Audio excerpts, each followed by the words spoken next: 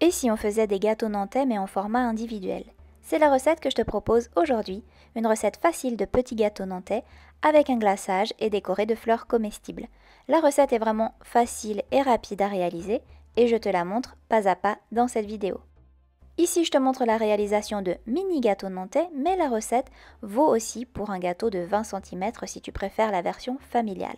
Allez, c'est parti pour la recette.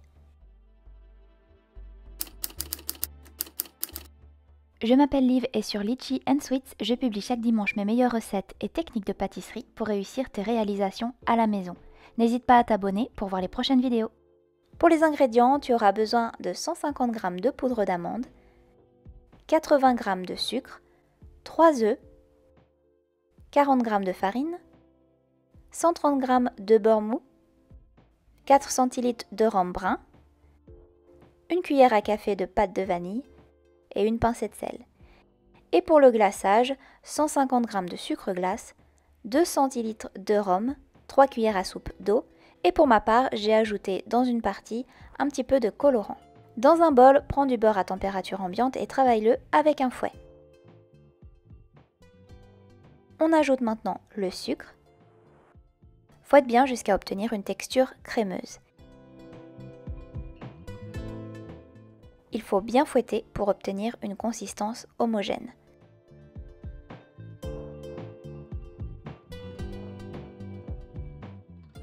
Ajoute maintenant les œufs, un par un, en les incorporant soigneusement après chaque ajout. Je casse un œuf et je fouette.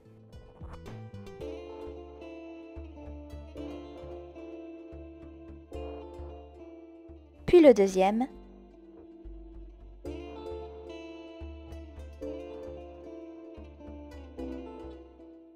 Et enfin, le dernier œuf.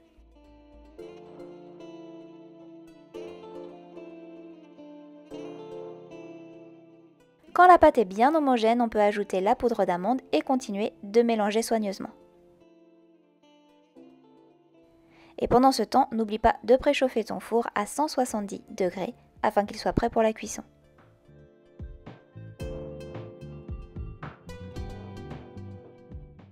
Maintenant, ajoutons la farine et la pincée de sel.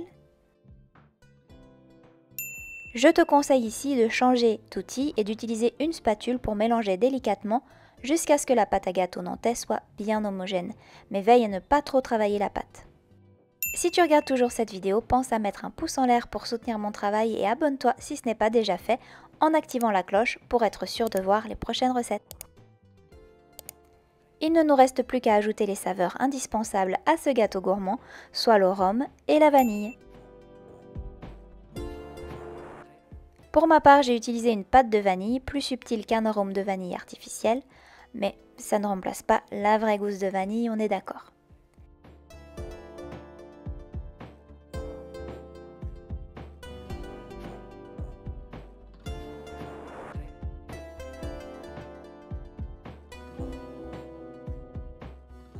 Pense à bien beurrer tes moules. J'utilise ici différentes sortes pour avoir une variété de petits gâteaux. Comme je te l'ai dit, tu peux aussi utiliser un grand moule de 20 cm. Dans ce cas, la cuisson sera plus longue. Enfourne les petits gâteaux format mini pendant environ 20 minutes à 170 degrés ou laisse cuire le format familial pendant environ 40 minutes. Et à la sortie du four, j'attends un peu et je les démoule sur une grille. Place-les avec la face bombée vers la grille, car cela facilitera l'application du glaçage par la suite. Laisse les gâteaux ainsi refroidir à température ambiante avant de les glacer.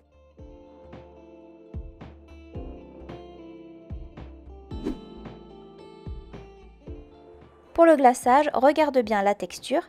Il doit être suffisamment épais pour se tenir, mais pas trop liquide. Si le glaçage est trop liquide, ajoute du sucre glace. Et s'il est trop dense, ajoute seulement quelques gouttes d'eau pour le fluidifier. Si jamais tu as réalisé ton glaçage au tout début de la recette, il va avoir un petit peu séché, mais tu peux tout simplement le mélanger et il reviendra à une bonne texture. Personnellement, j'ai utilisé un colorant rose poudré dans une partie du glaçage. J'ai donc préparé 2 glaçages, un nature et un avec du colorant. J'applique le glaçage sur la partie lisse du gâteau. Profites-en pour décorer les gâteaux pendant que le glaçage est encore liquide, parce que celui-ci doit donc sécher et durcir par la suite. J'ajoute donc quelques pointes de glaçage rose sur le blanc, des fleurs séchées comestibles pour une touche d'élégance. Mais tu peux laisser libre cours à ton imagination bien sûr.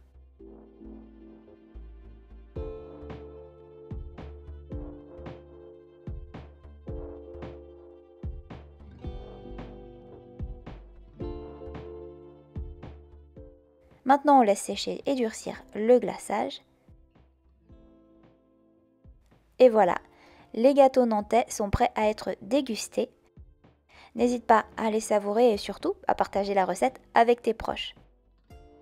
D'autres recettes de petits gâteaux sont dans ma playlist qui s'affiche à l'écran. N'hésite pas à aller les voir. Et quant à nous, on se retrouve très vite pour une prochaine recette gourmande. Ciao!